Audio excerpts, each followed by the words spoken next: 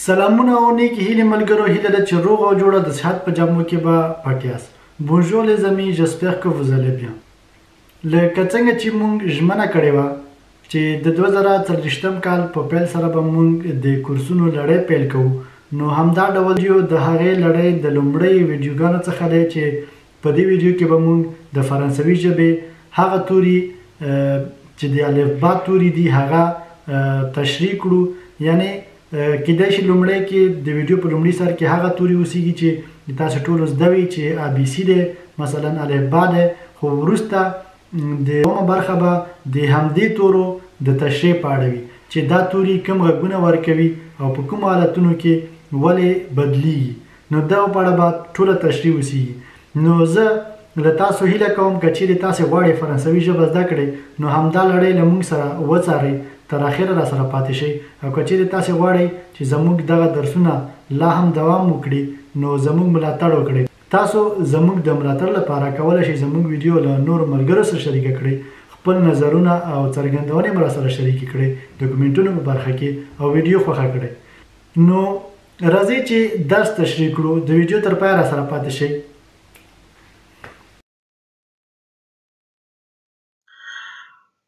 ښه ملګرو، راځئ چې لومړی د فرانسوي ژبې الفبا توري تشریح کړو. لومړی د الفبا توري ولولو چې کوم غږونه ورکوي، له هغې نه وروسته به یې یو څو مثالونو سره ټول توري زده کړو.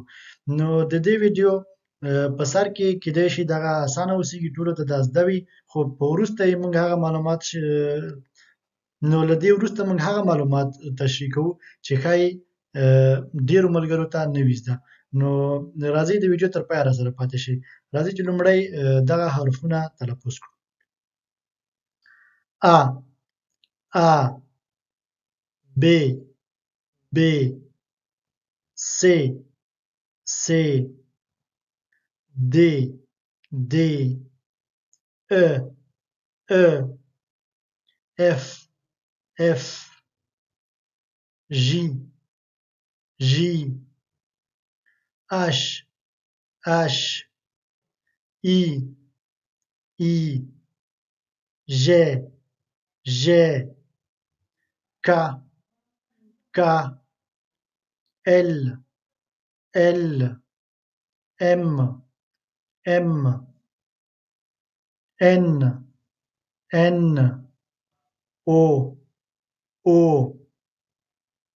P P Q Q R R S S T T U U V V W W X X Y Y Z Z. ښه ملګرو، دا و تلفظونه. راځئ چې اوس ټول حرفونه له څو لنډو مثالونو سره یو څو لغتونو سره هم زده کړو. A avion avion avion طیارې ته ویلی کېږي. B ballon ballon ballon توپ ته ویلی کېږي. C cadeau cadeau cadeau ډالۍ ته ویلی کېږي. D drapeau drapeau drapeau بیرغ یا جنډې ته ویلی کېږي. E étoile étoile étoile ستوري ته ویلی کېږي. F fleur fleur fleur ګل ته ویلی کېږي. J girafe girafe girafe زرافې ته ویلی کېږي، یا غټ حیوان چې دی اوږده غټه غاړه لري هغې ته ژراف ویلی کېږي. H homme سړي ته ویلی کېږي. I image image image عکس یا انځور ته ویلی کېږي. J jupe jupe jupe لمنې ته ویلی کېږي. K kiwi kiwi کیوي دی چې یوه میوه ده، پښتو کې ورته کیوي ویلی کېږي، په نورو ژبو کې ورته کیوي ویلی کېږي. ال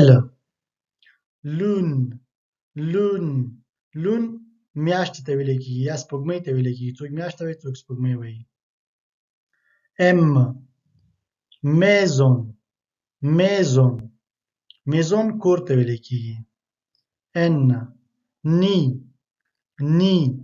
نی ځالې ته ویلی کېږي، د مرغیو ځالې ته. اورانژ مالټې ته ویلی کېږي. پوم مڼې ته ویلی کېږي. که لکۍ ته ویلی کېږي چې د هر شي لکۍ وي، د مثال په ډول د پیشو لکۍ.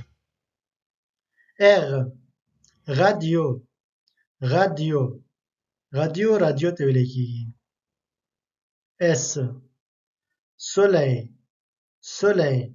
سولی لمر ته ویلی کېږي.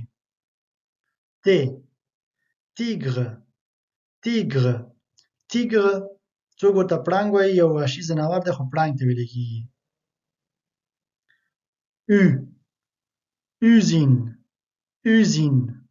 اوزین فابریکې یا کارخانې ته ویلی کېږي.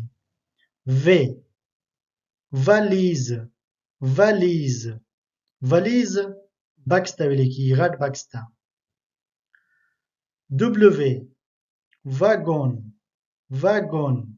واګون د ټرین یا د میترو یو خانې ته ویلی کېږي، یا بېلابېلې کومې خانې چې هغې ته واګون ویلی کېږي. اګزرسیز تمرین ته ویلی کېږي. کریون پنسل ته ویلی کېږي.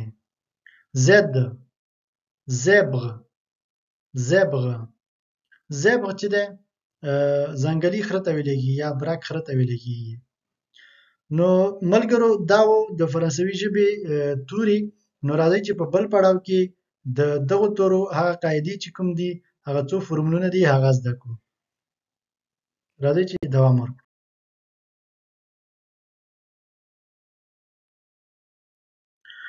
ملګرو راځئ چې هغه توري چې کوم مختلف غږونه ورکوي او کوم توري کوم قاعده یا کوم قانون لري، کوم فورمولونه لري، دا زده کړو.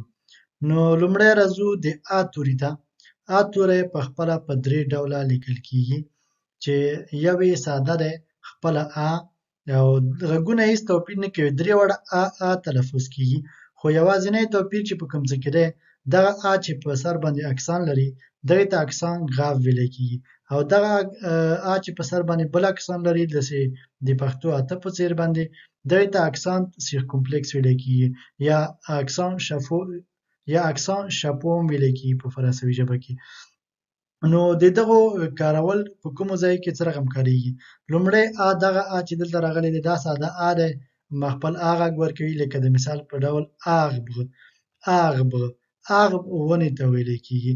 او دومه آ چې په سر باندې یو اکسان لري، دغې ته دا هغه ځای کې کارېږي چې کله موږ غواړو د یو څه په اړه خبرې وکړو. مثلا زه ځم پاریس ته، je vais à Paris. دغه آ به دلته لیکو، د مثال په ډول لکه څنګه چې ما لیکلی آ پاریس، پاریس ته، یعنې په پاریس کې. ته چېرته یې؟ زه په پاریس کې یم. لکه د مثال په ډول پوښتنه کوي چې تاسو چېرته یاست، ورته وایي زه پاریس کې یم، je suis à Paris، زه په پاریس کې یم. او بله آ چې په سر باندې اکسان سیرکمپلکس لري یا اکسان شاپو لري، هغه په ځینو جملو کې کارول شوی دی، یعنې داسې کوم خاص قانون نه لري چې کوم ځای کې باید وکارول شي، خو په ځینو کلمو کې راځي چې هغلته باید موږ وکاروو. د مثال په ډول آژ عمر ته ویلی کېږي یا سن ته ویلی کېږي. یو څوک له تاسو پوښتنه کوي quel âge، د مثال په ډول. نو دا آ دغه ځای کې کارېږي. او دوم توری سی دی، سی، چې دلته مو فکر وي، دا ښه صحیح ځان سره یاداشت کړئ چې دا فورمولونه ټول تاسو ته په درد خوري، تر څو وکولی شئ دغه جملې ښه په واضح ډول سره زده کړئ، په خپل ذهن کې مو کښېني، تر څو هغه نوټ مو چې لیکلی بیا یې وګورئ چې ستونزه سره مخ نه شئ. کله چې د سی له توري وروسته دغه درې وایل توري راشي او یا یو بل کنسون توری راشي، چې هغه پروا نه کوي چې هر کنسون توروي یعنی هر یو بې غږه توروي ولې دغه درې وایل توري یعنی غږ لرونکي توري دي په فرانسوي ژبه کې دا چې کوم توري نور غږ لرونکي دي هغه به مو ولولو سره په دې حالتونو کې سی توری د کې غږ ورکوي د کې غږ ورکوي د مثال په ډول کادو ډالۍ ته ویل کېږي او دوم ډول چې دی چې کله د سین وروسته او راشي دا ډول تلفظ کېږي د مثال په ډول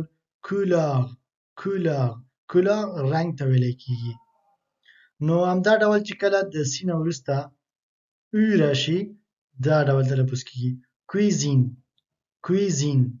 کویزین اشپزخانې ته یا پخلنځي ته ویل کېږي خو کله چې د سی له توري وروسته دغه درې توري راشي بیا د اس غږ ورکوي نو دغه درې هم وایل توري دي غږ لرونکي توري دي چې کله دا توري راشي د اس غږ ورکوي د مثال په ډول لیسه دلته چې کله د سی نه وروسته ای راغلی دی یعنې دا د ای غږ ورکوي نو لیسه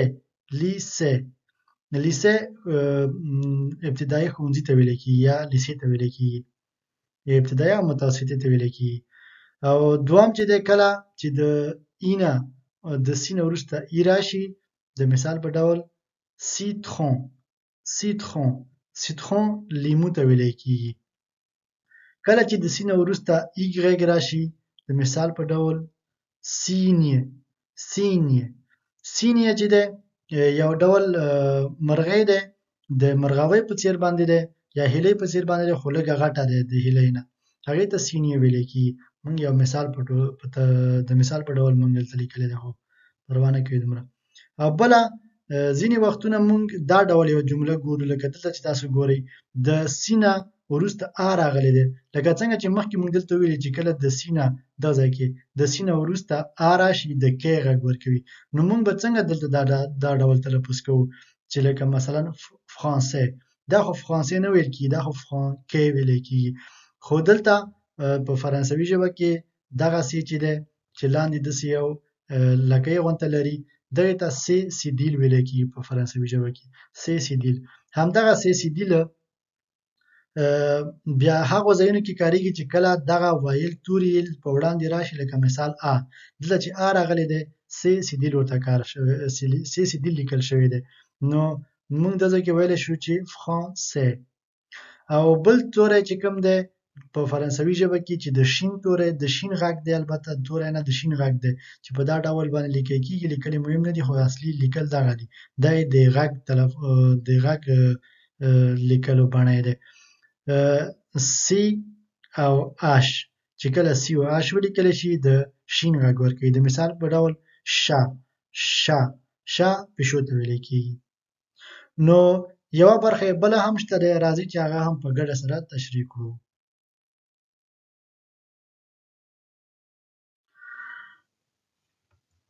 بل توری د ا توری دی په فرانسوي ژبه کې دغې ته ای نه ویلی کېږي دغې ته ا ویلی کېږي خو کله چې د دې توري له پاسه کوم اکسان اضافه شي بیا دغه توری ا نه ویلی کېږي دغه بیا ای ویلی کېږي کله چې موږ دغه ډول اکسان لرو یعنې دې اکسان ته اکسان ایګو ویلی کېږي دغې ته اکسان ایګو چې ویلی کېږي دغې ته ای دا ډول تلفظ کېږي او دغه چې اکسان ګراو لري او دا اکسان سیر کمپلکس لري دغې دواړه ای تلفظ کېږي دغه ای ډېره خوله نه خلاصېږي داسې ورو تلفظ کېږي خو دغه ای چې دی خوله زیاته خلاصېږي دا ډول تلفظ کېږي د مثال په ډول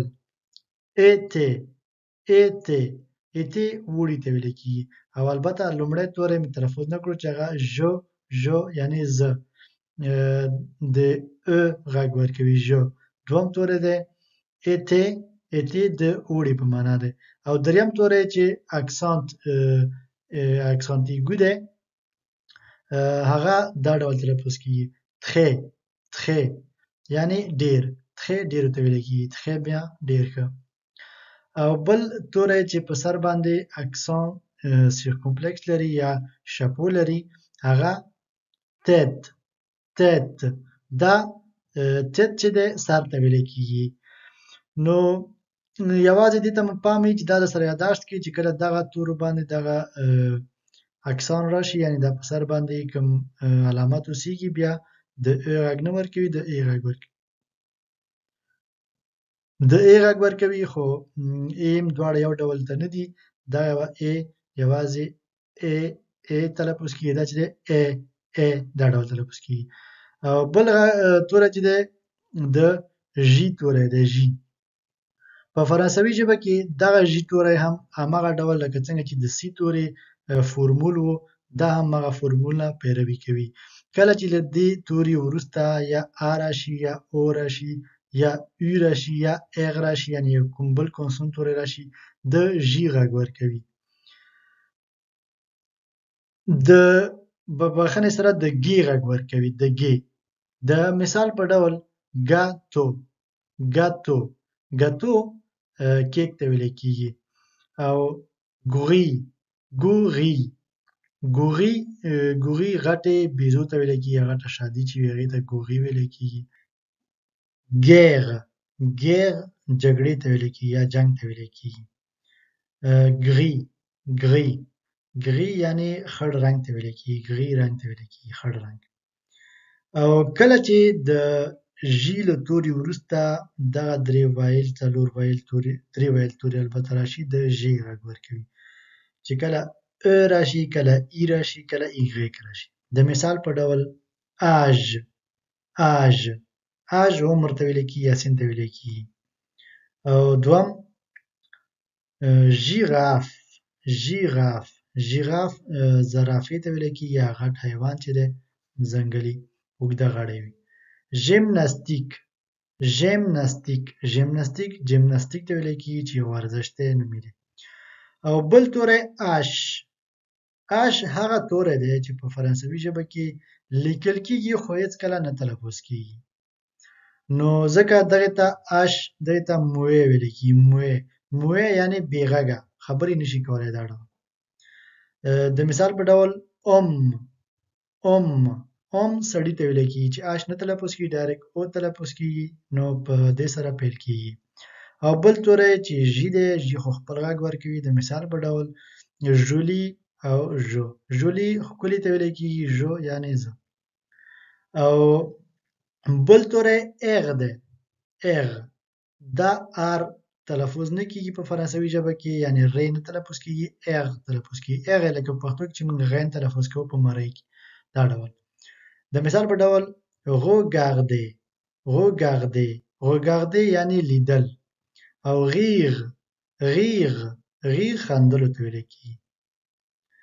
او بل توری چې کوم دی اس دی، اس. اس چې کله د دوو وایل تورو له منځه راشي، د زیډ غږ ورکوي. وایل توري کوم دي چې لږ مخکې موږ دلته وویل دغه وایل توري دي، او ورسره دغه شپږ توري وایل دي، یعنې ا، او، او، ا، ای، ایګریک. دغه توري وایل دي. کله چې د دې هر یو توري چې دواړه خواته یې دغو تورو نه یو توری اوسېږي، اس د زیډ غږ ورکوي. د مثال په ډول میزون، میزون، میزون کور ته ویل کېږي. اس د دوه وایل تورو له منځه راغلی، نو د زیډ غږ ورکوي. او دوبل اس یا دبل اس ورته ویل کېږي، یعنې دوه اس چې کله څنګ په څنګ اوسېږي، بیا د اس غږ ورکوي. که بیا یې دواړه خواته وایل توري هم راشي، بیا نو د زیډ غږ نه ورکوي، بیا دوه ډبل اسونه چې اوسېږي بیا د اس غږ ورکوي. د مثال په ډول اسیت، اسیت، اسیت. ګورئ دلته دواړه خواته یې وایل توري دي، خو ولې بیا هم د ت غږ ورکوي، وبښئ د اس غږ ورکوي. همدا ډول بل دوه توري چې یو غږ تلفظ کوي هغه ژي ان دی، ژي ان. ژي ان چې کله راشي د نیې غږ ورکوي، نیې. دا ما یوازې همداسې د غږ لپاره، تلفظ لپاره لیکلی دی، نو غږ یې نیې دی. د مثال په ډول می نیو، می نیو یعنې بامزه، یعنې خوشمزه، لذیذ، یعنې داسې یو څه ته ویل کېږي، یعنې ډېر خوشمزه یو څه شی. مینیو، ګوره جي ان بیخي لکه نه چې اوسېږي، یو بل غږ تلفظ کېږي. او بل اونیو، اونیو، اونیو پیاز ته ویل کېږي.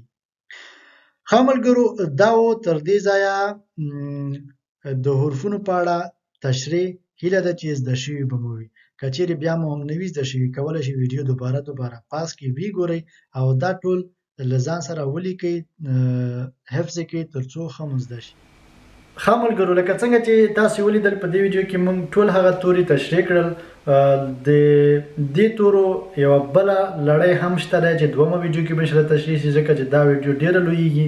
نو په بله ویډیو کې به د فرانسوي ژبې د وایل نزل توري هغه توري چې په پوزه کې تلفظ کیږي هغه توري تلفظ کړو هغه توري به تشریح کړو ځکه چې هغه توري یوازې د فرانسوي ژبې لپاره دي یعنی خاص د فرانسې ژبې کې کاریږي په نورو ژبو کې دا توري دا ډول نه کاریږي. نو تر بلې ویډیو هم په لاس سپارم ښې چارې ښه وختونه د الله په امان.